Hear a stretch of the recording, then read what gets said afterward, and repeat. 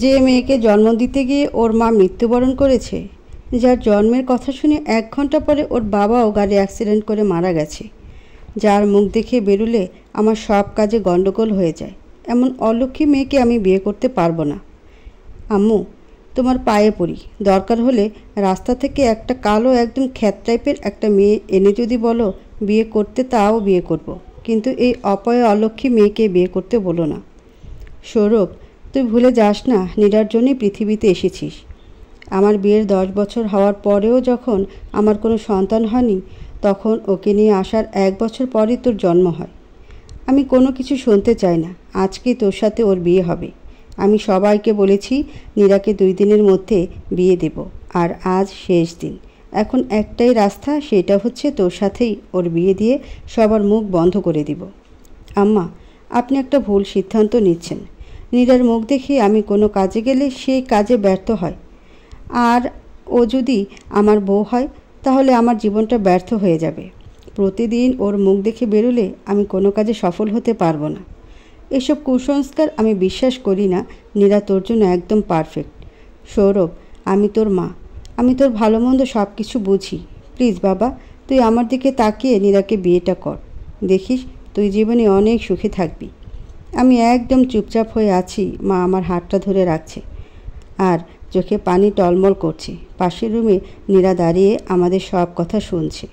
তখন আমি আমার চোখের পানিগুলি মুছে বলি, আম্মা, নীরাকে ছোটোবেলা থেকে আপনি লালন পালন করেছেন, আর তাকে আমি সব সময় বড় বোন জেনে এসেছি।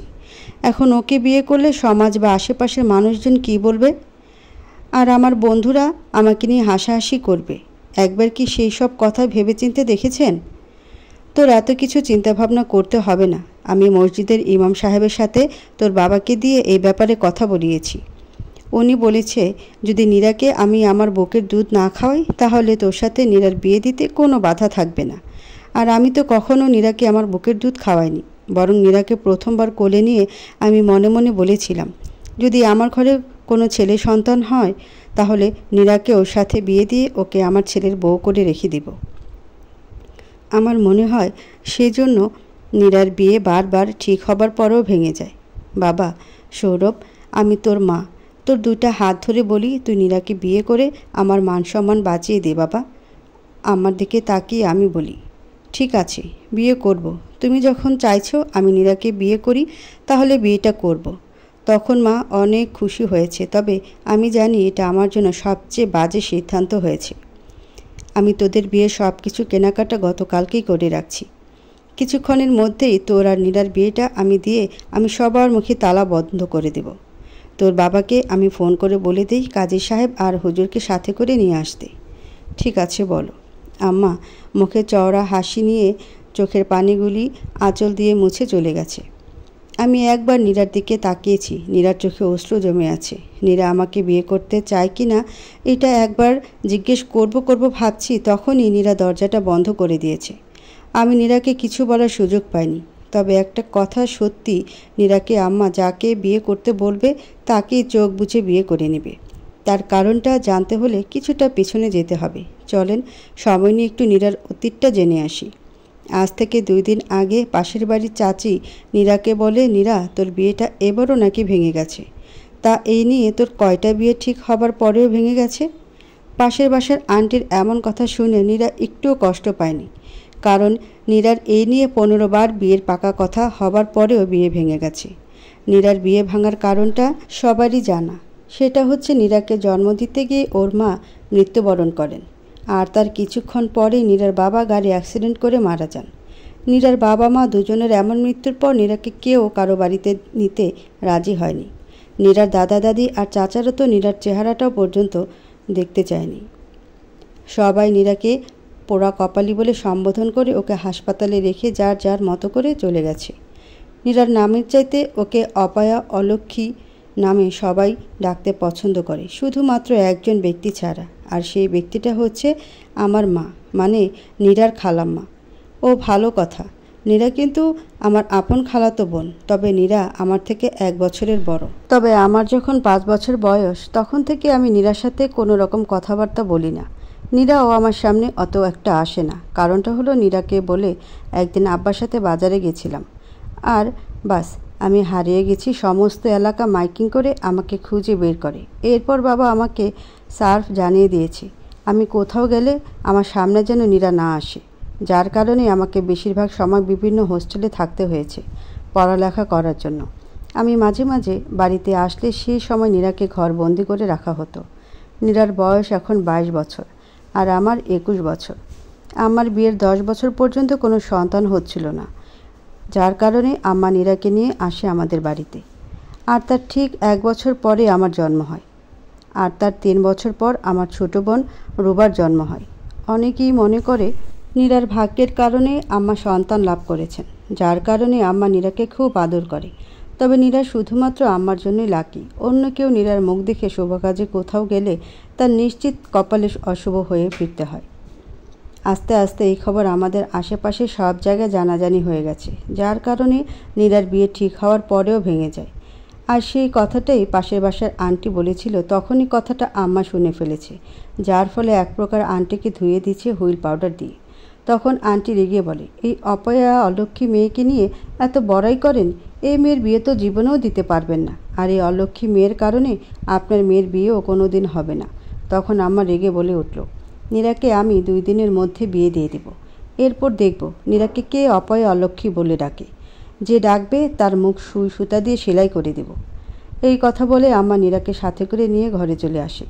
আম্মাকে দেখে মনে হচ্ছে অনেক রেগে আছে, আর নীরাকে বলছে, তোকে আমি 2 দিনের মধ্যে বিয়ে দিয়ে দেব। নীরা কিছু না বলেই রুমে গেছে। আর এদিকে আমি মনে মনে বলি, সত্যি তো, এমন অপয়া অলক্ষ্মী মেয়েকে কোন ছেলে বিয়ে করবে, যার মুখ দেখে কোনো কাজে বেরোলে সেই কাজে সবসময় ব্যর্থ হতে হয়।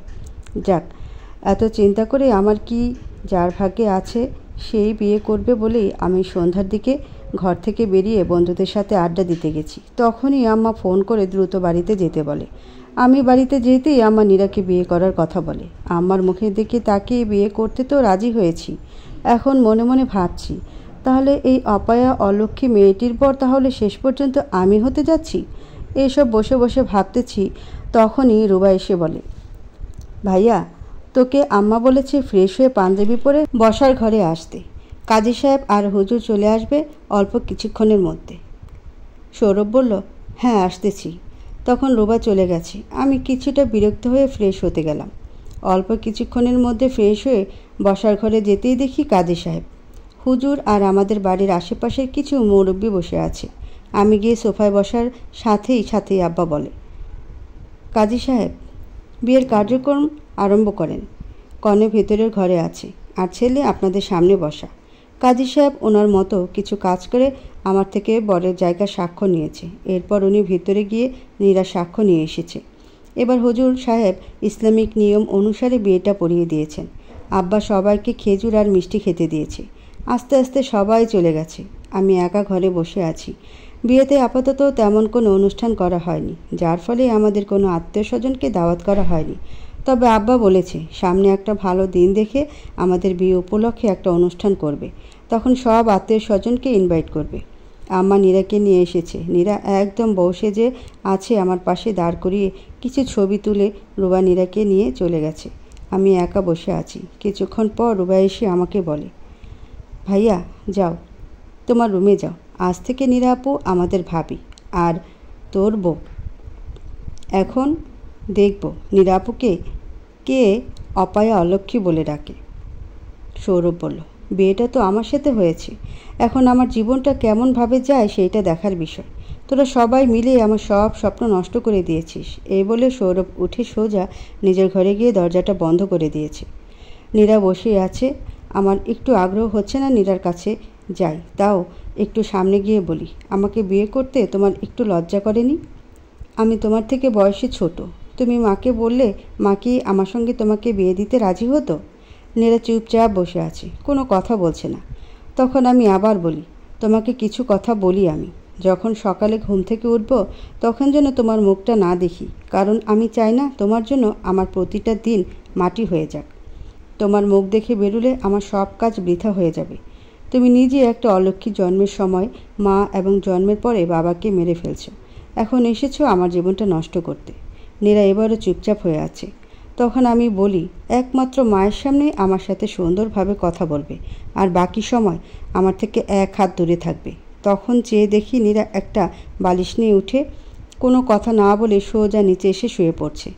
আমি ওর কর্মকাণ্ডে অবাক হয়ে তাকিয়ে আছি। তখন হাতে একটা চিরকুট ধরিয়ে দিয়েছি। চিরকুট খুলে দেখি এটাতে লেখা, আমি জানি তুমি আমাকে বাধ্য হয়ে বিয়ে করেছো, তবে কথা দিচ্ছি কখনো আমার মুখ সকালে দেখতে হবে না। আর আমি এটাও কথা দিচ্ছি, আমি কোনো সময় তোমার কাছে স্ত্রীর অধিকার প্রয়োগ করব না। তুমি যেমনটা বলবে আমি তেমনটাই করব। তাও প্লিজ দয়া করে আমার জন্ম নিয়ে কোনো কথা বলো না। তখন আমি চুপচাপ করে খাটের উপরে গিয়ে শুয়ে পড়েছি আর মনে মনে ভাবছি, নীরা আমাকে বিয়ে করতে রাজি ছিল তো? আচ্ছা, একবার জিজ্ঞেস করব সে কখনো প্রেম করেছে কিনা। মনে হয় করেছে। ওর সম্পর্কে সব জানার পর ছেড়ে চলে গেছে। এসব ভাবতে ভাবতে কখন যে ঘুমিয়ে গেছি ঠিক মনে নেই। সকালে ঘুম থেকে উঠে দেখি নীরা ঘরে নেই। যাক, ভালোই হয়েছে, অলক্ষীর মুখটা দেখতে হলো না। কিছুক্ষণ বসে থেকে গিয়ে ফ্রেশ হতে চলে গেলাম। ফ্রেশ হয়ে নাস্তার টেবিলে গেছি, তখন অরূপা বলে, ভাইয়া আজ মনে হয় ঘুম ভালো হয়নি তোদের। সৌরভ বলল, তুই এত কথা বলিস কেন? তখন রুবা চুপচাপ হয়ে গেছে। আমি দ্রুত খানা শেষ করে বেরিয়ে যাচ্ছি, তখনই আম্মা ডাক দিয়ে বলে, সৌরভ তুই কি অফিসে যাচ্ছিস?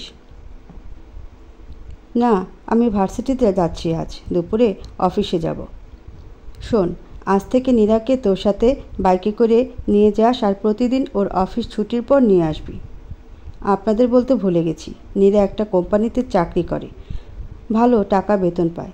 আর আমি একটা কোম্পানিতে ছোট চাকরি করি, মানে পার্ট টাইম চাকরি বলতে পারে, যা দিয়ে কোনো মতে নিজের হাত খরচটা চলে। তবে আমার বাইক কেনার টাকাটা নাকি নীরা দিয়েছে, এটা মা উঠতে বসতে বলে। আমি রাগ করে একবার বাইকের চাবি দিয়ে দিয়েছিলাম, এরপর থেকে আর কোনো সময় এমন কথা আম্মা বলেনি। কি বলেছি তোর মনে থাকবে তো? শেষ। এই আপদ আমার বাইকে উঠলে বাইকটার কাম শেষ হয়ে যাবে। তখনই নীরা এসে আমার পেছনে বসেছে। আমি কিছু না বলে বাইক চালিয়ে যখনই মেন রাস্তায় এসেছি তখনই বাইকটা থামিয়ে বলি, নীরা তুমি নামো তো। নীরা কিছুটা রাগ করে নেমেছে। তখন আমি মানিব্যাগ থেকে 100 টাকা বের করে ওর হাতে দিয়ে বলি, নাও, এটা দিয়ে রিক্সা ভাড়া করে চলে যাও। তোমাকে নিয়ে আমি বাইকে করে যেতে পারবো না, আমার বন্ধুরা দেখলে আমাকে নিয়ে হাসাহাসি করবে। নীরা বলে উঠল, আমার টাকা দিয়ে বাইক কিনে আমাকে মাঝ রাস্তায় নামিয়ে দেওয়া হচ্ছে, তাই না? নাও, তোমার টাকা লাগবে না। আমার বলেই টাকাটা আমার বুক পকেটে দিয়ে বলে, আমাকে নামিয়ে দিয়েছ, দেখো তোমার বাইক এখানে নষ্ট হয়ে যাবে। কথাটা বলেই একটা রিক্সা ডাক দিয়ে উঠে গেছে। আমি নীরার চলে যাওয়ার দিকে তাকিয়ে আছি। তখনই আমার মনে পড়েছে, আরে নীরা যে বলেছে আমার বাইক চলবে না, তাহলে স্টার্ট দিয়ে দেখি তো। যে বাইকটা স্টার্ট দিয়েছি সত্যি সত্যি বাইক চালু হচ্ছে না। মনে মনে ভাবছি, এমন মুখ পোড়া মেয়েটা আমার ভাগ্যে কেন দিলে আল্লাহ? হে আমার আল্লাহ, আপনি দয়া করে আমাকে ওর থেকে মুক্ত করে দাও। বলেই বাইকে 2টা লাথি দিয়ে গ্যারেজে নিয়ে মিস্ত্রি দেখিয়েছি। উনি ঘন্টা 3 দেখে শুনে ঠিক করে দিয়েছে। ওনার বিলটা দিয়ে বাইক নিয়ে সোজা অফিসে গেছি। অফিসে ঢুকতেই রিসেপশনে বসে থাকা শান্তা বলে, সৌরভ সাহেব, এই চিঠিটা আতিক স্যার আপনাকে দিতে বলেছে। সৌরভ বলল, দেন তো দেখি। বলে চিঠিটা খুলে দেখি আমাকে চাকরি থেকে বহিষ্কার করা হয়েছে আর ওনাদের পার্ট টাইম লোকের দরকার নেই, সাথে 1 মাসের অগ্রিম বেতনের চেক দেওয়া আছে। আমি মুচকি হেসে মনে মনে বলি, সেটা তো হবার কথা ছিল। বলে কোনো কথা না বলে সোজা বেরিয়ে এসে বাইকটা নিয়ে বাড়িতে আসতেছি আর মনে মনে ভাবতেছি, আমার জীবনটা এমনভাবে ধ্বংস করার কি দরকার ছিল আম্মা? ঠিক তখনই চেয়ে দেখি নীরা একটা ছেলের সাথে রিক্সা দিয়ে যাচ্ছে আর অনেক হাসতেছে। নীরাকে এমনভাবে আমি কখনো হাসতে দেখিনি। তাহলে কি নীরা আমাদের সবার সামনে নিজেকে ইচ্ছে করে এমনভাবে গম্ভীর রাখে? মা কত চেষ্টা করে নীরা যেন হাসি মুখে থাকে, তাও নীরা হাসে না। আর নীরা ছেলেটার সাথে কিভাবে হাসতেছে? তাহলে কি নীরা আমাদের সবাইকে ঠকাচ্ছে? ঠিক তখনই যা দেখলাম তা দেখে আরও অবাক হলাম। আমার স্ত্রী নীরাকে আমি খুব ছোটোবেলা থেকেই চিনি, কিন্তু কখনো এমনভাবে হাসতে দেখিনি। আজ যেমনভাবে ওই ছেলেটার সাথে রিক্সাতে বসে হাসতেছে। মাত্র গতকালকেই নীরার সাথে আমার বিয়েটা হয়েছে। আমার দিকে তাকিয়ে ওকে বিয়ে করেছি, আর আজকেই অন্য ছেলের সাথে এমনভাবে দেখব, অন্তত এটা আশা করিনি। নীরাকে হাসানোর জন্য আমার আম্মা সব সময় চেষ্টা করে, কিন্তু কোনো লাভ হয় না। সব সময় বাড়িতে গম্ভীরভাবে থাকে আর আজ ছেলেটার সাথে নীরার এমন হাসির রহস্য কী? তাহলে কি নীরা আমাদের সবাইকে ঠকাচ্ছে? এইসব চিন্তা ভাবনা করতেছি তখনই ওরা দুজনে রিক্সা থেকে নেমে একটা রেস্টুরেন্টে যাচ্ছে। আমিও বাইকটা নিয়ে সেই রেস্টুরেন্টের সামনে গেলাম। পার্কিং জোনে বাইক রেখে মুখে মাস্ক পরে আর আরও চোখে কালো চশমা পরে ভেতরে প্রবেশ করে উকি ঝুঁকি দিয়ে দেখি নীরা আর ওই ছেলেটা একদম কর্নারের টেবিলে বসা। আমি আড়াআড়িভাবে 3 টেবিল পেছনে বসে পকেট থেকে মোবাইলটা বের করে দূর থেকে ভিডিও করেছি অল্প কিছুক্ষণ। আমাকে অবাক করে দিয়ে ছেলেটা নীরার হাতটা ধরেছে। নীরাকে দেখে মনে হচ্ছে সে খুব স্বাভাবিক আছে। আমি অল্প কিছুক্ষণ ভিডিও করে সোজা বেরিয়ে এসে বাইকটা নিয়ে চলে এসেছি। আজ মহারানী বাড়িতে আসুক, আমাদের খেয়ে আমাদের পরে আমাদের সাথে এমন কাজ করছে। আমাকে এখন কিছু বলা যাবে না, কারণ আম্মা এসব দেখলে অনেক কষ্ট পাবে। ওর জন্য আম্মা কী না করেছে। আমাকে সবসময় হোস্টেলে রেখেছে, কারণ আমি নীরাকে ছোট থেকেই ঘৃণা করতাম। আচ্ছা, সে যদি কাউকে পছন্দ করে থাকে বা ভালোবেসে থাকে, তাহলে আমাকে বিয়ে করতে রাজি হয়েছে কেন? আর সে আম্মাকে বলেনি কেন যে খালামণি আমি একজনকে ভালোবাসি? এসব ভাবতে ভাবতে মেন রাস্তায় এসে বাইকটা থামিয়ে নীরার জন্য অপেক্ষা করতে লাগলাম, কারণ আমি একা বাড়িতে গেলে আম্মা ভীষণ কষ্ট পাবে। সন্ধ্যা 6টার দিকে নীরাকে দেখি একটা রিক্সা করে আসতেছে। আমি এমনভাবে সামনে গেছি যেন আমি ওর সম্পর্কে কিছুই জানি না আর কিছুই দেখিনি। কাছে গিয়ে আমি রিক্সাটা থামিয়ে দিয়ে বলি, নীরা নামো, আমি তোমাকে বাইকে করে বাড়িতে নিয়ে যাব। তা না হলে আম্মা কষ্ট পাবে আর পরে আমাকে বকাঝকা করবে। নীরা বলল, থাক, তার কোনো দরকার নেই। আমি তোমার সাথে গেলে তোমার মান সম্মান নষ্ট হবে। তোমার বন্ধুরা সবাই তোমাকে নিয়ে মজা করবে। আর তার চাইতে বড় কথা হলো তোমার বাইক নষ্ট। ঠিক তখনই আমি নীরার মুখ চেপে ধরে বলি, যা বলেছ এর মধ্যেই থাকো, এর বেশি বলার কোনো দরকার নেই। এমনিতেই সকালে বলেছ বাইক নষ্ট হবে, আর সাথে সাথেই নষ্ট হয়ে গেছে। 3 ঘন্টা বসে থেকে বাইক ঠিক করেছি। আজ ভার্সিটিতে ক্লাস করতে পর্যন্ত যেতে পারিনি বলে হাতটা সরিয়ে নিয়েছি। নীরার চেহারাটা কালো হয়ে গেছে। তখন বলে, সরি, আমি বুঝতে পারিনি যে সত্যি সত্যি তোমার বাইকটা নষ্ট হয়ে যাবে। তুমি এমন অনেক কিছু বুঝতে পারো না, যার কারণে খেসারত দিতে হয় আমাকে আর আমার পরিবারকে। এখন কথা কম বলে এসো বলেই বাইকে বসেছি। তখন নীরা তার পার্স ব্যাগ থেকে 500 টাকার নোট বের করে রিক্সার ড্রাইভারকে দিয়েছে। তখনই রিক্সার ড্রাইভার বলে, আপা, আমার কাছে এত বড় নোটের ভাঙতি নেই, একটু কষ্ট করে ভাঙতি দেন। নীরার দিকে তাকিয়ে দেখি নীরা কিছুটা বিরক্তি হয়ে আমার দিকে তাকিয়েছে। তখন আমি মানিব্যাগ থেকে 50 টাকার একটা নোট বের করে রিক্সার ড্রাইভারকে দিয়েছি। নীরা বলল, তুমি টাকা দিতে গেলে কেন? আমি বললাম, হাওলাত দিয়েছি, তুমি ভাঙতি করে আমার টাকা আমাকে ফেরত দিয়ে দিও। এখন এসো, বাড়িতে গিয়ে ফ্রেশ হতে হবে। নীরা বাইকে বসেছে, মাঝে ওর ব্যাগটা রেখেছে। আমি কিছু বলিনি। অল্প কিছুক্ষণের মধ্যে বাড়িতে চলে এসেছি। আমার সাথে নীরাকে দেখে আম্মা অনেক খুশি হয়েছে। আম্মা বলল, যাক বাবা, আমি অনেক খুশি হয়েছি। তুই নীরাকে কষ্ট করে সাথে নিয়ে এসেছিস। এখন থেকে আমার আর তেমন কোনো চিন্তা করতে হবে না। তুই নীরাকে সব সময় এমনভাবে নিয়ে আসবি। ঠিক আছে বলেই রুমে এসেছি। তখন চেয়ে দেখি নীরা ওয়াশরুমে যাচ্ছে।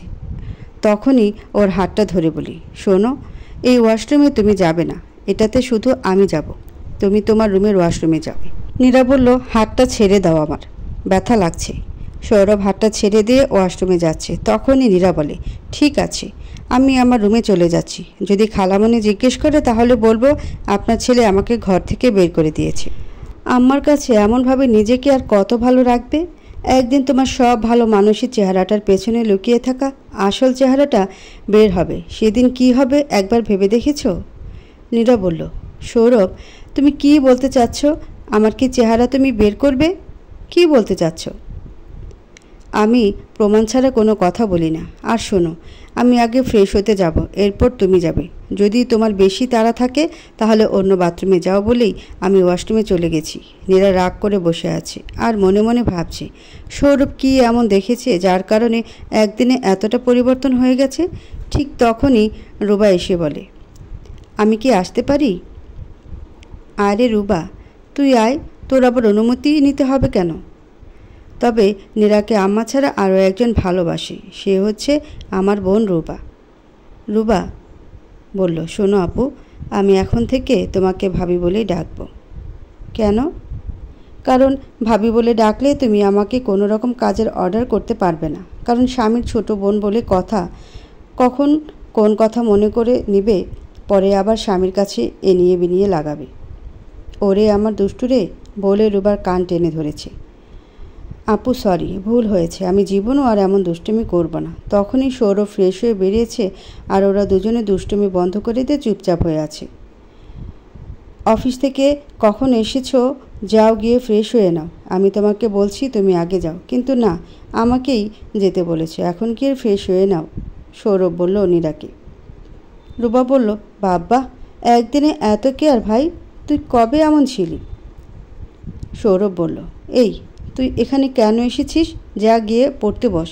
এবার যদি কোনো রকম রেজাল্ট খারাপ হয় তাহলে সোজা বিয়ে দিয়ে দিব।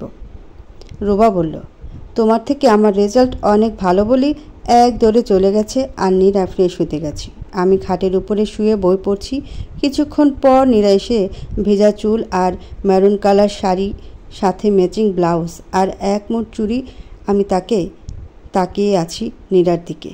নীরা মুচকি হেসে ঠিক আমার পাশেই বসেছে। এই তুমি এত সুন্দর করে সেজেছ কেন? নীরা বলল, তাতে তোমার কি? আমার ইচ্ছে হয়েছে, আমি সেজেছি। যদি তোমার দেখতে ইচ্ছে না হয় দেখবে না। এমনভাবে সেজেগুজে সামনে আসলে সবারই দেখতে ইচ্ছে করবে। আজকের পর আর কোনো সময় এমনভাবে সেজেগুজে আমার সামনে আসবে না, বলে দিলাম। নীরা বলল, তোমার দেখতে হলে দেখো না। আমি কি বারণ করেছি যে দেখো না? তখনই রুবা বাহির থেকে ডাক দিয়ে বলে, আপু তোমাদের আম্মা ডাকছে খেতে আসতে।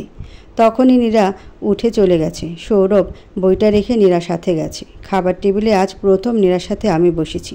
সেই ছোটোবেলা একবার বসেছিলাম, তখন আমার বদহজম হয়েছে, যার কারণে নীরার সাথে আমি জীবনেও খেতে বসিনি। আজ নীরা আমার পাশেই বসেছে। আম্মা অনেক খুশি, তবে আমি জানি নীরা সম্পর্কে সব কিছু জানলে আম্মা অনেক কষ্ট পাবে। আব্বা বলল, তা সৌরভ আজ তোর কেমন কাটলো সারাদিন? আমি কিছু বলবো তার আগেই আম্মা বলে, আজ সারাদিন অনেক ভালো গেছে তাই না সৌরভ? তুমি ওর দিকে তাকিয়ে দেখো। কিছু বলেনি, কারণ যাই বলি আম্মা নীরার পক্ষ নিয়ে কথা বলবে। খানা শেষ করে রুমে এসে খাটের উপরে শুয়ে পড়েছি। নীরা বালিশ নিয়ে নিচে শুতে যাবে, তখনই আমি বলি, আমি জানি কেন তুমি আমার কাছ থেকে দূরে থাকো। আচ্ছা, এমন অভিনয় কার কাছ থেকে তুমি শিখেছ? নীরা হাতের বালিশটা রেখে বলল, সৌরভ তুমি আমাকে বিয়ে করেছো, এর মানে এই না যা তা আমার নামে বলবে আর আমি মুখ বুজে সহ্য করব। সৌরভ বলল, যেটা সত্যি সেটা বলি। আর শোনো, এত চেঁচিয়ে কথা বলবে না, আম্মা শুনতে পেলে কষ্ট পাবে। তুমি কি করছো সেটা তুমি জানো, আমি কেন তোমাকে বলতে যাব? নীরা বলল, আমি তোমার আর তোমার পরিবারের সাথে কোনো রকম অভিনয় করছি না, বরং তোমরা। তখনই নীরা চুপ করে গেছে আর কোনো কথা না বলে চুপচাপ হয়ে গেছে। তখনই আমি শোয়া থেকে উঠে ওর কাছে গেছি। থামলে কেন? বলো, আমি আর আমার পরিবার তোমার সাথে কি করেছি? নীরা কিছু বলছে না, এক পা দু পা করে পেছনে যাচ্ছে আর সৌরভ নীরার দিকে এগিয়ে যাচ্ছে। নীরা বলল, সৌরভ তুমি এমনভাবে আমার দিকে এগিয়ে আসছো কেন? দেখো আমার ভালো লাগছে না, আমি ঘুমাবো, দেখি সরো। তখনই সৌরভ নীরাকে ধাক্কা দিয়ে দেয়ালের সাথে আটকিয়ে ওর দুইটা হাত চেপে ধরে। সৌরভ বলে, বল আমার পরিবার তোর সাথে কি করেছে? তোর মতো অপায়া অলক্ষী মেয়ে জীবনে কম দেখেছি। নীরা বলল, সৌরভ আমি আগেও বলেছি আর এখনও বলি, আমার জন্ম নিয়ে কোনো রকম খারাপ কথা বলবে না। তখনই সৌরভ আরও শক্ত করে নীরার হাতগুলি চেপে ধরে বলে, বলবো, 100 বার বলবো, 1000 বার বলবো, তুই অপায়া অলক্ষী, তোর জন্য আমার জীবনটা শেষ হয়ে গেছে। তখনই চেয়ে দেখি নীরা কান্না করছে। আমি মুচকি হেসে বলি, শুরু হয়ে গেছে তোর ড্রামা। আর একটা কথা ভালো করে বলি, শুনে রাখ, তুই যা করতে চাচ্ছিস তা কোনোদিন করতে পারবি না। এসব কোনো কথা যদি আমার কাছে বলিস তাহলে তোর খবর আছে বলে দিলাম। নীরার চোখ দিয়ে অঝরে অশ্রু পড়ছে। তখন আমি হাতটা ছেড়ে দিই আর নীরা সাথে সাথে দৌড়ে ওয়াশরুমে চলে যায়। আমি রাগ করে এসে শুয়ে পড়েছি। তখনই চেয়ে দেখি আমার হাতে রক্ত। আমি ধরে দেখি আলগা রক্ত। তখনই মনে পড়েছে নীরার হাতের চুড়ি ভেঙে গেছে আর ওর হাতের রক্তটা আমার হাতে লেগে আছে। আমি হাতের রক্তটা মুছে শুয়ে আছি। কিছুক্ষণ পর দেখি নীরা এসেছে, হাতে একটা কাপড় দিয়ে বাঁধা। আমি দেখেও না দেখার মতো করে আছি। তখন নীরা বালিশ নিয়ে নিচে শুয়ে পড়েছে। আর আমি বলি, আজকের কোনো কথা যদি আম্মাকে বলো তাহলে তোমার জন্যই খারাপ হবে। আর তোমার হাতটা যে কেটে গেছে সেটা আম্মা জিজ্ঞেস করলে বলবে চুরি পড়তে গিয়ে ভেঙে গেছে, পরে আমি নিজে ব্যান্ডেজ করে দিয়েছি। নীরা বলল, ছি, তুমি এমন ভাবতেও আমার ঘৃণা হচ্ছে। সৌরভ বলল, আমাকে তো ঘৃণা করবে, কারণ তখন আমি চুপ করে গেছি। আর নীরা বলে, কারণটা কি বলো? কি হলো? সেটা সময় বা প্রয়োজন হলে বলবো, এখন আর কোনো কথা বলবে না বলেই আমি ঘুমিয়ে পড়েছি। নীরা নিজে নিজে কিছু কথা বলে সেও ঘুমিয়ে গেছে। সকালে ঘুম থেকে উঠে রেডি হতে যাব, তখনই মনে পড়ছে আমার চাকরি তো চলে গেছে। এত সকালে উঠে কি করব? জীবনে এমন অপায়া মেয়ে কমই দেখছি বলে শুয়ে পড়েছি। ওইদিকে নীরা ফ্রেশ হয়ে খাবার টেবিলে গেছে। তখনই আম্মা বলে, নীরা, সৌরভ কোথায়? ওকে দেখছি না যে। দেখলাম তো ও শুয়ে আছে। আম্মা বলছে, শুয়ে আছে মানে? তুই ওকে ডাক দেস নাই? ওর তো অফিস আছে, আবার ভার্সিটিতে ক্লাস করতে যাবে। যা গিয়ে ওকে ডেকে নিয়ে আয়। নীরা বলল, হ্যাঁ খালামণি, যাচ্ছি বলে নীরা গিয়ে সৌরভকে ডাক দিতে সৌরভ টান দিয়ে নীরাকে বুকের মাঝে নিয়ে গেছে। সৌরভের এমন কাণ্ডে নীরা অবাক হয়ে গেছে। তখনই সৌরভ বলতেছে, আমার জান কলিজার টুকরা বলে নীরাকে আরও শক্ত করে জড়িয়ে ধরেছে। তখনই নীরা সৌরভের কানে চিমটি দিয়েছে। আর সৌরভ চোখ মেলে দেখে নীরা ওর বুকের উপর। তখনই লাফ দিয়ে উঠে বলে, এই তুমি আমার বুকের উপর এসেছো কখন? নীরা বলল, তুমি নিজেই তো আমাকে টেনে নিয়েছ। সৌরভ বলছে, মিথ্যা বলবে না, আমি ঘুমিয়েছিলাম, তখনই আমার মনে পড়েছে আমি স্বপ্ন দেখছিলাম। আর সেই সময় নীরাকে বুকে নিয়ে নেয়। নীরা বলল, তোমাকে খালামণি ডাকছে, তুমি যাও, আমি আসতেছি। নীরা চলে গেছে। আমি কিছুক্ষণ পর খাবার টেবিলের সামনে গেছি। আম্মা বলল, সৌরভ, তুই এখনও পড়ে পড়ে ঘুমাচ্ছিস কেন? তোর আজ অফিস ভার্সিটিতে যেতে হবে না? সৌরভ বলল, আমার চাকরি চলে গেছে, এই নাও সেই চিঠি। আর আজ মনটা খারাপ, ভার্সিটিতে যাব না। আব্বা বলল, কি, তোর চাকরিটা চলে গেছে? সৌরভ বলল, হ্যাঁ, ওনারা বিনা নোটিশে আমাকে বের করে দিয়েছে। ওনাদের নাকি পার্ট টাইম জবের জন্য লোক দরকার নেই। তখনই পেছন থেকে একজন বলে ওঠে, নীরা যে অপায়া তার প্রমাণ আপনারা এবার পেয়েছেন তো? নাকি এর থেকে বড় কোনো ক্ষতি হলে বিশ্বাস করবেন? তখনই আব্বা আমাকে বলে বসে, তোমাকে আমি বারণ করেছি, তাও তুমি সৌরভের সাথে নীরার বিয়েটা দিয়েছ। এবার বোঝো, সবার সাথে সবার মিল হয় না। আর নীরার সাথে সৌরভের ছোট থেকেই সমস্যা, তাও তুমি বিয়ে দিয়েছ। এখন যে ওর চাকরিটা চলে গেছে, এখন তো বুঝতে পারছো নীরা যে সৌরভের জন্য শনির দশা হয়ে আসছে। আব্বার কথাগুলি নীরা দাঁড়িয়ে শুনছে। আম্মা তখন বলে, নীরা, তুই অফিসে যা, আর সৌরভ, তুই নীরাকে বাইকে করে নামিয়ে দিয়ে আয়। আব্বা বলল, তুমি তাও নীরার হয়ে কথা বলবে? আম্মা বলল, দেখো, চাকরি চলে গেছে, আবার চাকরি পাবে, কিন্তু নীরা আর সৌরভের মধ্যে বিয়ের সম্পর্কটা শেষ করতে পারবো না। সৌরভ, দাঁড়িয়ে আছিস কেন? তোকে যা বলেছি তুই তাই কর। সৌরভ বলল, হ্যাঁ যাচ্ছি বলে ঘরে গিয়ে বাইকের চাবিটা এনে বাইক বের করেছি। নীরা এসে বসেছে, তবে আজ কোনো গ্যাপ রাখেনি। আমাকে পেছন থেকে জড়িয়ে ধরে বসেছে। নীরার এমন কাজে আমি কিছুটা অবাক হলাম। নীরাকে নিয়ে আমি ওর অফিসের সামনে নামিয়ে দিয়ে চলে আসছি। আজ ভার্সিটিতে গিয়ে 2টা ক্লাস করেছি। মনটা কেমন জানি ভালো লাগছে। সন্ধ্যার দিকে গিয়ে নীরাকে অফিস থেকে নিয়ে এসেছি। আজ নীরার সাথে তেমন কোনো ঝগড়া করিনি। রাতে খাবার খাচ্ছি, তখন আব্বা বলে, সৌরভ, এসব পার্ট টাইম চাকরি না করে আমার সাথে দোকানে কিছুটা সময় দিলে তো হয়। আম্মা বলল, হ্যাঁ, তোর বাবা যেটা বলেছে সেইটা কর, চাকরি করার কোনো দরকার নেই। এইসব দোকান করা আমার কাছে বিরক্তিকর লাগে আব্বা। আব্বা বলল, এটা তো বিরক্তিকর লাগবে। আগামীকাল থেকে তুই আমার সাথে দোকানে বসবি, এসব চাকরি বাকরি করার দরকার নেই। আম্মা বলল, ঠিক আছে, বসবে, এত রাগ করার দরকার নেই। সৌরভ বলল, ঠিক আছে, যাব বলে উঠে যাচ্ছি। তখনই আম্মা বলে, সৌরভ, তুই একটু আমার সাথে আয় বলি। আম্মা উঠে আমার হাত ধরে বাইরে নিয়ে গিয়ে বলে, সৌরভ, তুই সত্যি করে বলবি নীরাকে মন থেকে বউ হিসাবে মেনে নিয়েছিস? আমি চুপচাপ হয়ে আছি। তখনই আম্মা আবার বলে, সৌরভ, নীরা আমার জন্য লাকি। কেন জানিস? কারণ আমি নীরাকে মন থেকে ভালোবাসি, আর নীরাও আমাকে মন থেকে ভালোবাসি। তুই নীরাকে মন থেকে মেনে নিস, তাহলে দেখবি তোর জন্য নীরা লাকি হয়ে আসবে। সৌরভ বলল, ঠিক আছে, আম্মা, আমি চেষ্টা করব বলে ঘরে এসে চেয়ে দেখি নীরা খাটের উপরে শুয়ে আছে। আমি গিয়ে বলি, কি হলো, আজ তুমি খাটের উপরে শুয়ে আছো কেন? নীরা বলল, এখন থেকে আমি খাটের উপরে থাকবো। যদি তোমার কোনো আপত্তি থাকে তাহলে তুমি নিচে শুয়ে পড়ো। সৌরভ বলল, বুঝতে পারছি আম্মা তোমাকে কিছু বলেছে যার কারণে এমন করছো। তবে শোনো, আমি তোমাকে মন থেকে ভালোবাসতে পারবো না। নীরা বলল, সেটা তোমার ব্যাপার। তবে আমি আজ থেকে তোমাকে স্বামী হিসেবে মেনে নিলাম। তোমাকে এতটা ভালোবাসবো যতটা ভালোবাসা তুমি কল্পনা করতে পারবে না। আমি বললাম, হঠাৎ করে আমাকে ভালোবাসবে বলছো, তার মানে তোমার বয়ফ্রেন্ড তোমাকে ছেড়ে চলে গেছে? তখনই নীরা শোয়া থেকে উঠে বলে, আমার বয়ফ্রেন্ড আসবে কোথা থেকে? আমি তো কাউকে কোনোদিন ভালোই বাসিনি। সৌরভ বলল, ছি, তুমি এমন মিথ্যা কথা বলতে পারলে? দেখো, ভালো হবে না কিন্তু, আমি কাউকে ভালোবাসি না, আমার কোনো বয়ফ্রেন্ড নেই। তখনই আমার মোবাইলটা বের করে নীরার হাতে দিয়ে ভিডিওটা দেখিয়ে বলি, তাহলে এটা কি মিথ্যা? নীরা ভিডিওটা দেখে আমার দিকে তাকিয়ে বলে, তার জন্য তুমি আমার সাথে এমন করতেছ? শোনো, নিজেকে এতটা অতি সাবিত্রী আমার কাছে সাজাতে এসো না। আমি জানি তুমি বললে বিশ্বাস করবে না, যার কারণে ভিডিওটা করে রাখছি। নীরা কিছু না বলে চুপচাপ শুয়ে পড়েছে।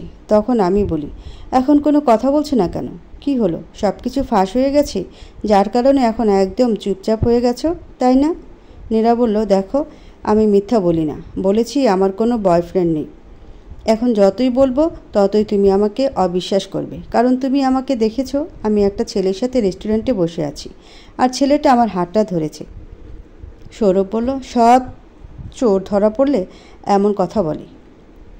শোনো, তুমি আমাকে যা কিছু বলো এতে করে আমি তোমার কথা বিশ্বাস করতেছি না।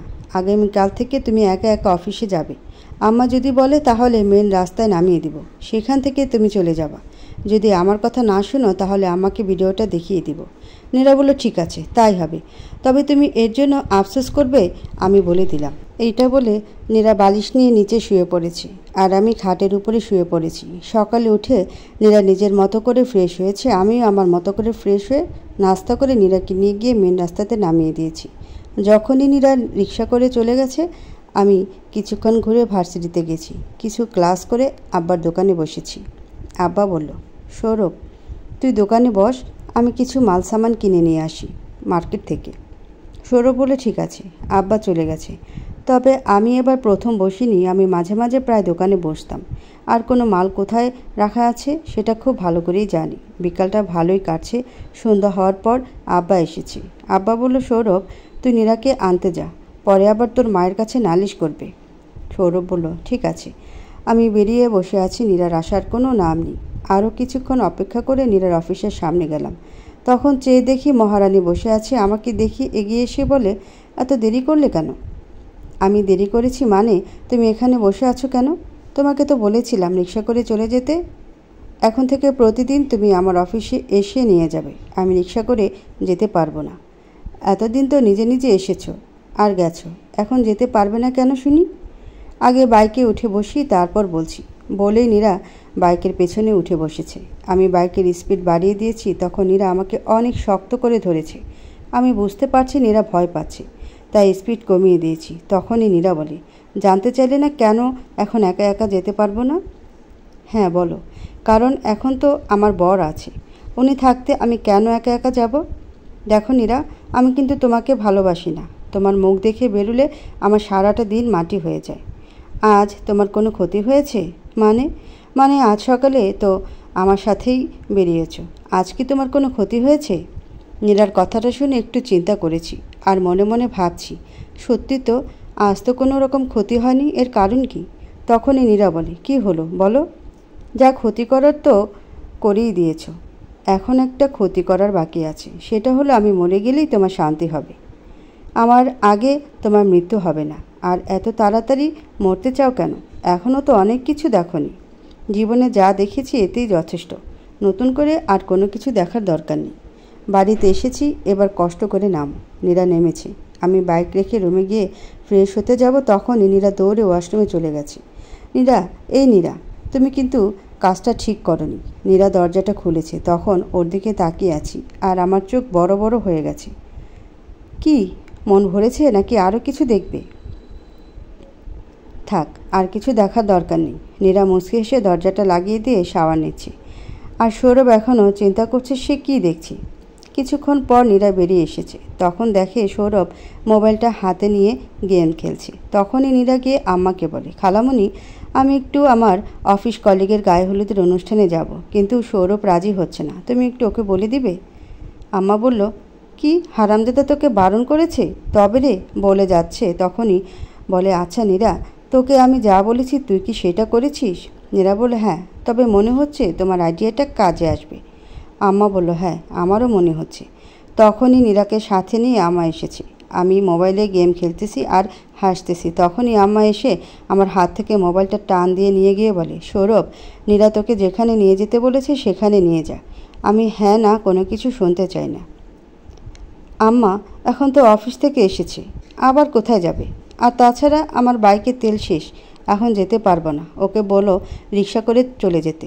তখনই আম্মা আমার কান টেনে ধরে বলে, নীরা তোর বউ, ওকে তোর নিয়ে যাওয়া কর্তব্য, তুই এখনই ওকে নিয়ে যা বলে দিলাম। নিয়ে যাচ্ছি, তুমি কানটা ছাড়ো।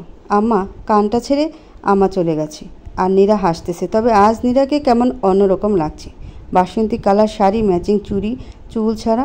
তখন আমি বলি, নীরা এত হেসো না, পরে কিন্তু কান্না করতে হবে, এখন বলো কোথায় যাবে।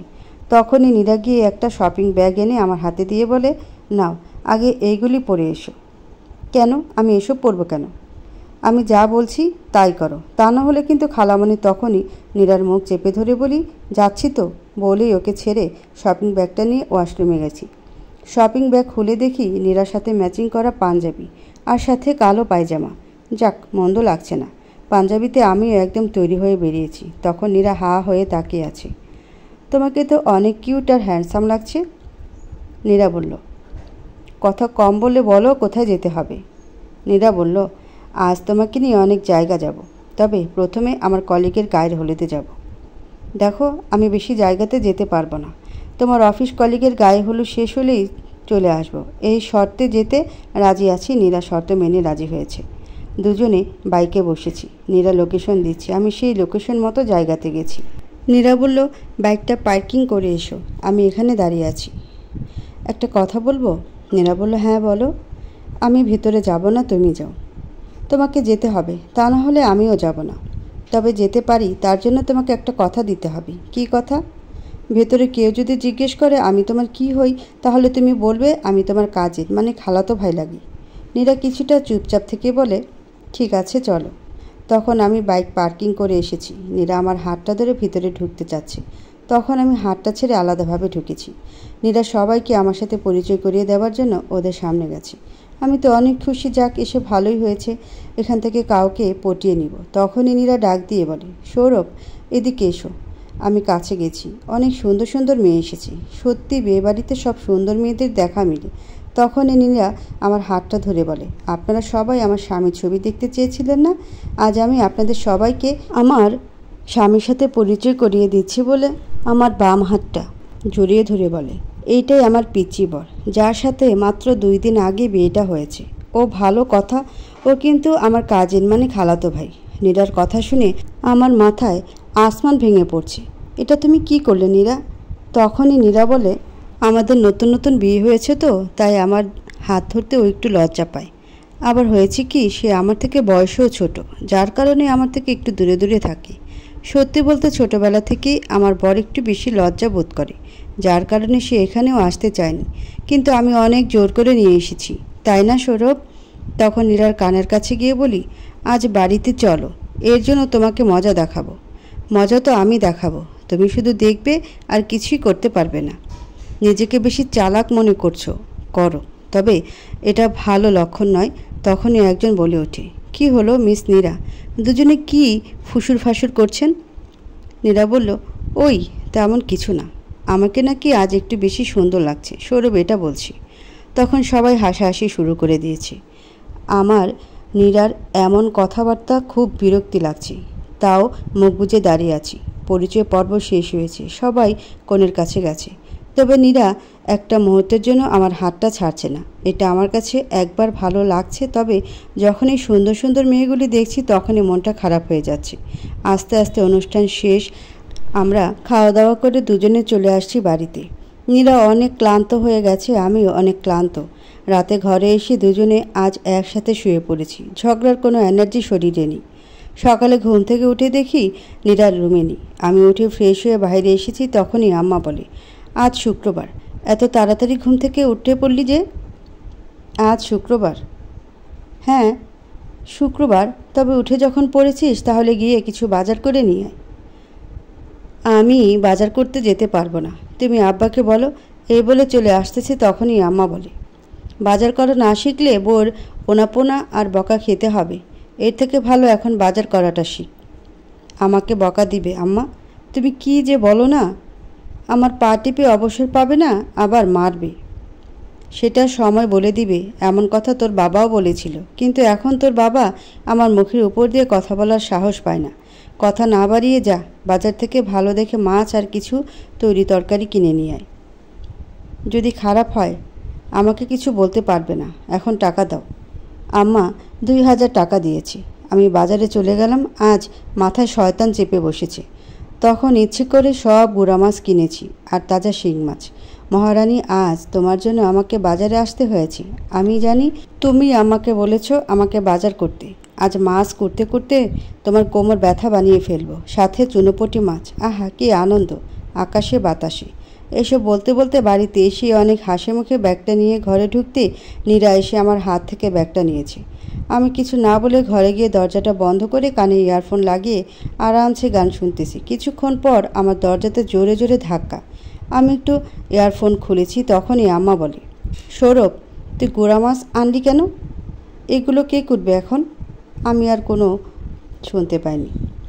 কানে আবার ইয়ারফোন। দুপুরবেলা জুম্মার নামাজ পড়তে গেলাম। নামাজ পড়ে এসে দেখি নীরা সবে মাত্র ফ্রেশ হতে যাচ্ছে আর আমার দিকে রাগি চোখে তাকাচ্ছে।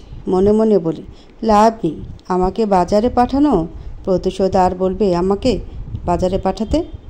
নীরা চুপচাপ ওয়াশরুমে গেছে। আমি শুয়ে আছি। কিছুক্ষণ পর নীরা ফ্রেশ হয়ে বেরিয়েছে। তখনই রুবা এসে বলে, ভাইয়া, আপু, তোমাদের আপা ডাকছে, আজ সবাই একসাথে খাবে। হ্যাঁ, আসতেছি। নীরা আমার আগে চলে গেছে। আমি কিছুটা পরে গেছি। সবাই একসাথে খাবার খেতে বসেছি। তবে মজার কথা হলো আম্মা নীরা দুজনেই আমার দিকে রাগি চোখে তাকিয়ে আছে। আমি মিটমিট করে হাসতেছি। তখনই আম্মা বলে, সৌরভ, বাজারে কত টাকা খরচ হয়েছে? যা দিয়েছ তার থেকে 200 টাকা বেশি খরচ হয়েছে।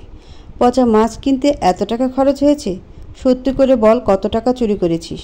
আম্মা, আমি কি ছোট যে বাজারে টাকা চুরি করব? সব গুঁড়া মাছ কিনতে টাকা শেষ। পরে শিং মাছ 2 কেজি কত টাকা দাম একবার চিন্তা করে দেখো। আব্বা বলল, খেতে বসে তোমরা এমন শুরু করেছো কেন? আর তাছাড়া ও বেকার, বাজারে পাঠালে একটু একটু টাকা মারবে, এটা চিন্তা করে ওকে বাজারে পাঠাবে। তখনই নীরা হেসে দিয়েছে। সবাই নীরার হাসির দিকে তাকিয়ে আছি। এত জোরে নীরা সহজে হাসে না, কিন্তু আজ হেসেছে। সাথে বাবা মা রুবাও হেসেছে। আর কেউ কোনো কথা বলেনি। সবাই সবার মতো করে খাবার খেয়ে চলে গেছে। বিকালে নীরা আমার কাছে এসে বলে, তুমি কি চাকরি করবে? না, আমি বাবার দোকানে বসবো। অন্যের কথা আমার সহ্য হয় না। আর তোমার রেফারেন্সের চাকরি, সেটা তো জীবনেও করব না। সৌরভ, সব কিছু ভুলে গেছি আমি। জানি তুমি আমাকে সহ্য করতে পারো না, কিন্তু সত্যি তুমি। তখনই নীরা থেমে যায়। সৌরভ বলল, থামলে কেন? থাক, বলেও কোনো লাভ হবে না। আমি ঘুমাবো বলেই খাটের উপরে শুয়েছি। আমি কিছুই বলিনি। দেখতে দেখতে বেশ কিছুদিন চলে গেছে। নীরার সাথে আমার তেমন কোনো সম্পর্ক তৈরি হয়নি। তবে একটা জিনিস লক্ষ্য করছি, সেটা হচ্ছে এখন আমার তেমন কোনো সমস্যা হয় না নীরাকে দেখে গেলে। আমার আরও ভালো হয়, তবে হঠাৎ করে এমন পরিবর্তনের মানে খুঁজে পাচ্ছি না। তার কারণে একদিন আমি নীরাকে দেখে ইচ্ছে করে একটা বড় কোম্পানিতে চাকরির জন্য ইন্টারভিউ দিতে গেছি, আর সেই চাকরিটা আমার হয়ে গেছে। এতে করে আমি আরও অবাক হলাম। বাড়িতে এসে আমাকে সবটা বলার পর আম্মা আমাকে বলে, তুই নীরাকে আপন করে এখনও নিতে পারিস নি, আর নীরা তোকে আপন করে নিয়েছে। এই কথাটার মানে আমি কিছুই বুঝিনি। তবে চাকরিটা আর করিনি, কারণ বাবা অসুস্থ, তাই দোকানে নিয়মিত সময় দিতে পারে না। আমি এখন দোকানে সময় দিই। নীরা ওর মতো করে আছে। আমি তেমন ঝগড়া করি না, তবে ওর থেকে দূরে থাকি। হঠাৎ একদিন আম্মা ডেকে বলে, সৌরভ, নীরাকে নিয়ে ওদের বাড়ি থেকে ঘুরে আয়। আর শোন, কোনো রকম কোনো কথা শুনতে চাই না। আমি বলেছি তুই যাবি, এই হলো নীরার বাড়ির ঠিকানা। নে ধর। আমার হাতে একটা কাগজ দিয়ে বলে। সৌরভ বলে, এতদিন পর ওখানে কেন যাবি? তুই গেলে সব বুঝতে পারবি। আমি আর কিছু বলিনি, নীরাকে সাথে নিয়ে রওনা দিলাম। প্রায় 3 ঘন্টা পর ওদের বাড়ির কাছে এসেছি। তাও অনেক কষ্ট করে কতজনকে যে জিজ্ঞেস করেছি। নীরাদের বাড়ির সামনে আসতে দেখি বিশাল বড় এক গেট, সেখানে লেখা জাভেদ মঞ্জিলে স্বাগতম। নীরাকে নিয়ে ভেতরে যাচ্ছি আর অবাক হচ্ছি। এক এক করে বাড়ির ভেতরে সবাই এসে হাজির হয়েছে। কিন্তু আরও অবাক হচ্ছি যখন দেখেছি নীরাকে সবাই এসে জিজ্ঞেস করছে, এটা তোমার বর, ওর সাথে তোমার বিয়ে দিয়েছে? তখনই নীরার কানের কাছে গিয়ে বলি, নীরা, আমার জানা মতে তুমি কখনো এ বাড়িতে আসোনি, তাহলে সবাই তোমাকে চিনে কি করে? সেটা ঠিক আমিও বলতে পারবো না। তখনই একজন বয়স্ক লোক এসেছে আর সবাই কেমন চুপচাপ হয়ে গেছে। আমি তো অবাক ওনাকে দেখি, এত ভয় পাওয়ার কি আছে? তখনই উনি যা বলেছে তা শুনে আমি আরও অবাক হয়ে গেছি। ছোটবেলা তোমাকে আমরা অপয়া বলে হাসপাতালে রেখে চলে আসি, আর আজ তোমাকে ভাগ্যবতী বলছি। সেদিনের জন্য আমরা সবাই তোমার কাছে লজ্জিত। আমাকে ক্ষমা করে দিও। উনি হঠাৎ করে নীরার কাছে ক্ষমা চাচ্ছে কেন? আর আজ হঠাৎ করে নীরাকে ভাগ্যবতী বলছে কেন? এসব শুনে আমি অবাক হয়ে যাচ্ছি। তখনই উনি আমাদের কাছে এসেছে আর সবাইকে উদ্দেশ্য করে বলে, আমি আজ সবার সামনে ওকে নিজের নাতনি হিসেবে মেনে নিচ্ছি। আয় নীরা, আমার সাথে আয় বলে উনি নীরাকে সাথে নিয়ে যাচ্ছে। তখনই আমি বলি, আপনি কে আর নীরাকে কোথায় নিয়ে যাচ্ছেন? তখনই লোকটি বলে, আমি নীরার দাদা, আর নীরাকে ওর যোগ্য স্থানে নিয়ে যাচ্ছি। তুমি সৌরভ, নীরার স্বামী, তুমি এসো আমার সাথে। আমি কোনো কথা না বলে নীরার সাথে গেলাম। সিঁড়ি দিয়ে উপরে যেতেই বড় একটা বিশাল রুমে আমাদের দুজনকে নিয়ে গেছে। রুমটা একদম সাজানো গোছানো, আর একটা বড় ছবি টানানো। ছবিটা দেখে চিনতে পারছি নীরার বাবার ছবি, সাথে ওর মা আছে। দাদা বললেন, নীরা, এ নাও তোমার মায়ের সব গহনাগাটি, আর এই হচ্ছে দলিল। সব কিছু এখন তোর নামে। আমি কোনো কিছু অনিয়ম করিনি। তোর বাবা যতটুকু সম্পত্তির ভাগ পেত সব কিছু তোর নামে লিখে দিয়েছি। এই নে সব কাগজপত্র। নীরা হাত বাড়িয়ে নিতে যাবে, তখনই দাদা বলে, হ্যাঁ, সব কিছু তোকে দেব, আর আমরা তোকে মেনে নিব, তবে একটা শর্ত আছে। সেটা হচ্ছে নীরবকে তোর বিয়ে করতে হবে, আর এই ছেলেটাকে ডিভোর্স দিতে হবে। আমি তোর খালামণির সাথে কথা বলেছি। উনি বলেছে যদি তুই রাজি থাকিস তাহলে এতে ওনার কোনো আপত্তি নেই। নীরা আমার দিকে তাকিয়ে আছে। আমি মনে মনে খুশি হচ্ছি। তার মানে আম্মা এই জন্য আমাকে সাথে পাঠিয়েছে? তখনই নীরা বলে, এই জন্য আমাকে এত ফোন করে রিকোয়েস্ট করে নিয়ে এসেছো? আমার কোনো কিছুর দরকার নেই। আমি সৌরভকে ছাড়তে পারবো না বলে আমার হাতটা ধরে বলে, সৌরভ তুমি চলো।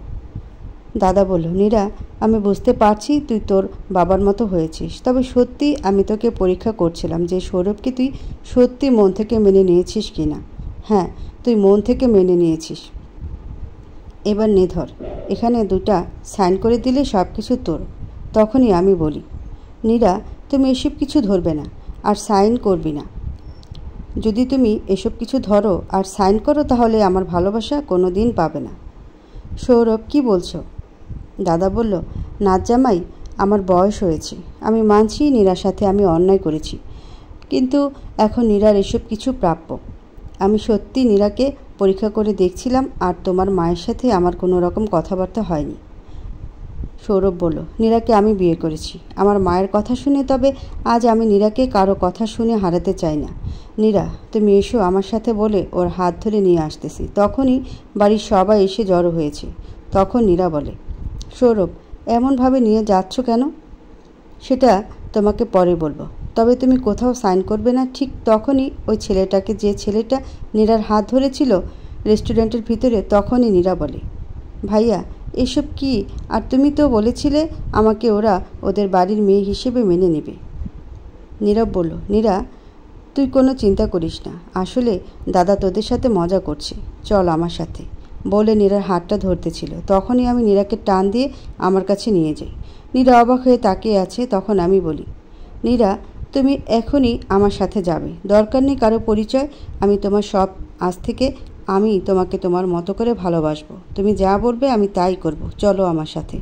তখনই নীরা আমাকে জড়িয়ে ধরে, আর সাথে ওরা সবাই হাসাহাসি শুরু করে। দাদা বলে, যাক, তাহলে আমাদের আইডিয়া কাজে লাগছে। দেখলে তো নাতনি, সে তোমাকে ভালোবাসে। তখন এক এক করে নীরার এক চাচা আর জেঠু আর ওনাদের পরিবারের সবাই এসেছে। তখনই নীরার বাড়ির সবার সম্পর্কে ও দাদা বলতে লাগলো। নীরব নীরার জেঠুর ছেলে, ও বিবাহিত, ওর একটা রাজকন্যা আছে। তোমার মা ফোন করে বলেছে তুমি আসা মাত্র আমরা সবাই যেন নীরার সাথে এমনটা করি। দাদা ধন্যবাদ। আর সৌরভ, ওনাদের আমি কিছুদিন আগেই চিনতে পারি। ওনারা সবাই একদিন তোমাদের বাড়িতে গিয়েছিল, আর তখন সবাইকে দেখেছি। তুমি তো বেশিরভাগ সময় বাইরে থাকতে, তাই তুমি এসব কিছু জানতে না।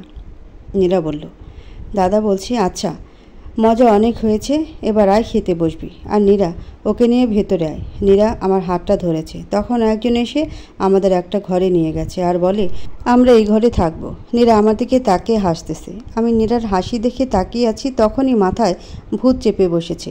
নীরাকে জড়িয়ে ধরে সোজা খাটের উপরে পড়েছি। নীরা বলল, সৌরভ কী করছো তুমি? চুপ, কোনো কথা বলবে না। আমাকে বোকা বানাতে চেয়েছো তাই না? আজ তোমাকে বলেই ওর ঘাড়ে মুখ গুজে দিলাম। নীরা এখনও হাসতেছে আর বলে, আমার শ্বশুরই লাগছে আর দরজাটা খোলা আছে। নীরার কোনো কথা না শুনে ওকে একের পর এক চুমু দিতেছি। এবার নীরার ঠোঁটে আমি ঠোঁট গুজে দিলাম। নীরা আমার কাজে অবাক হয়ে তাকিয়ে আছে। এভাবে কিছুক্ষণ যাবার পর ওকে ছেড়ে দিয়েছি। সৌরভ বলল, যাও, এবারের মতো ক্ষমা করে দিলাম। নীরা কিছু না বলে চলে গেছে। আমিও ওর পিছু পিছু গেছি। দুজনে খেতে বসেছি। সবাই আমার অনেক প্রশংসা করছে। নীরা জেঠু বলছে, আচ্ছা আমরা তো শুনেছি নীরার সাথে তোমার কোনো মিল ছিল না, তাহলে বিয়ে করেছো কেন? আমি বললাম, আম্মার জন্য। তবে বিয়ের পর থেকে আমি যেই কাজে যাই সেই কাজে সফল হই। দাদা বলল, এই বুদ্ধিটা আমি দিয়েছি তোমার মাকে, আর তোমার মা সেইটাই করেছে। তবে তোমার বাবা রাজি ছিলেন না। এখন সব কিছু ঠিকঠাক হয়ে গেছে, এতেই আমি খুশি। আর নীরা, তোর বাবার সম্পত্তিগুলা আমি তোর নামে দিয়েছি। তুই চাইলে সেগুলি বিক্রি করে টাকা নিয়ে যেতে পারবি। নীরা হ্যাঁ না কিছুই বলেনি। তারপর সবাই যার যার মতো খাবার খেয়ে উঠে গেছে। আমরা খাওয়া দাওয়া করে কিছুটা রেস্ট নিয়ে বিকালে এলাকা ঘুরতে বেরোলাম। সবাই আমাদের দেখে কী যেন মনে মনে বলে। নীরা আমার বাম হাতটা জড়িয়ে ধরে রেখেছে। এখন আমার কাছে মনে হচ্ছে নীরাকে ভালোবাসাটা আরও আগে দরকার ছিল। রাতটা থেকে পরের দিন সকালে সবার কাছ থেকে বিদায় নিয়ে নীরাকে নিয়ে বাড়িতে এসেছি। আম্মা বলল, কী রে, শ্বশুরবাড়ি থেকে এত তাড়াতাড়ি চলে এসেছিস কেন? সৌরভ বলল, আমার ভালো লাগে না। আর তাছাড়া শ্বশুরবাড়িতে শ্বশুর শাশুড়ি না থাকলে তেমন একটা শ্বশুরবাড়ি ফিল হয় না, তাই চলে এসেছি। তবে নীরার দাদা তো নীরার নামে সব সম্পত্তি দিয়ে দিয়েছে। নীরা বলল, আসলে খালামণি, আমি চলে এসেছি। আগামীকাল আমার অফিসে যেতে হবে, তাই আমি নিজেই চলে এসেছি। আম্মা বলল, যাক, ভালো করেছিস। সৌরভ বলল, আম্মা, তুমি সব লুকিয়ে রেখেছো আমার কাছ থেকে। তোমরা সবাই মিলে আমাকে বোকা বানালে। আম্মা বলল, সত্যি বলতে নীরা তোকে অনেক পছন্দ করে। সেটা যখন রুবা আমাকে বলেছে, তখন আমি আর নীরার দাদা সেটা আলোচনা করি। তখন উনি সম্মতি দেয়। যতই হোক, নীরা দাদার সাথে তো বিয়েটা আলোচনা করা দরকার ছিল, তাই আর কি। সৌরভ বলল, কি, নীরা আমাকে আগে থেকে পছন্দ করে? তখনই নীরা দৌড়ে চলে গেছে। আম্মা হেসে দিয়েছে। আমি লজ্জা পেয়ে ঘরে চলে এসেছি। নীরা ওয়াশরুমে যাচ্ছে। তখনই আমি ওর হাতটা ধরে বলি, আমাকে তুমি আগে থেকেই ভালোবাসতে? নীরা বলল, হ্যাঁ, কিন্তু বলতে সাহস হয়নি, কারণ আমার মুখ দেখে কোথাও গেলে তো তোমার অমঙ্গল হয়, তাই। সৌরভ বলল, তাহলে এখন হয় না কেন? সেটা আমি নিজেও বুঝতে পারছি না, তবে আমার মনে হয় তুমি আমাকে ভালোবাসো, তাই তখনই নীরাকে কোলে তুলে নিই। সৌরভ, কী করছো তুমি? ছাড়ো, পড়ে যাব। সৌরভ বলল, আর ছাড়ছি না বলে নীরাকে নিয়ে সোজা খাটের উপর। আর আমাদের দুজনের মধ্যে ভালোবাসা, রোমান্স সব কিছু হয়েছে। আস্তে আস্তে আমি নীরাকে অনেক বেশি ভালোবাসতে লাগলাম, আর নীরাও। তবে এখন আর নীরাকে কেউ অপয়া, অলক্ষী নামে কেউ ডাকে না, কারণ নীরাকে কেউ দেখে গেলে সত্যি কিছু হয় না।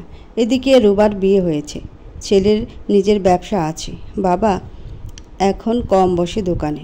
আর নীরা চাকরিটা করতেছে, কারণ চাকরিটা খুব ভালো। আমি বারণ করেছি, তবে নীরা বলেছে 1 বছর করে ছেড়ে দিবে। নীরাও আমার প্রতি খুব যত্নশীল। আর মা তো নীরা বলতে অজ্ঞান। আমি নীরাকে ভয়ে কিছু বলতেও পারি না। দেখতে দেখতে নীরা আজ মা হতে যাচ্ছে। আমি অনেক ভয়ে আছি। ডাক্তার এসে যখন বলেছে আপনার কন্যা সন্তান হয়েছে, আমি অনেক খুশি হয়েছি। তবে সাথে নীরার কথা জিজ্ঞেস করেছি, বলেছে নীরা খুব ভালো আছে। বাবা, মা, রুবা অনেক খুশি হয়েছে। নীরা যতদিন ছিল হাসপাতালে, আমিও ততদিন ছিলাম। এতে করে নীরা খুব দ্রুত সুস্থ হয়ে গেছে। নীরার প্রতি আমার ভালোবাসা বেড়েই চলেছে, আর নীরাও আমাকে প্রচণ্ড ভালোবাসে। আম্মা, আব্বা অনেক খুশি। আর আমাদের আশেপাশের মানুষগুলি নীরাকে কোনো খারাপ কথা বলে না। আমিও নীরাকে নিয়ে খুব সুখে আছি।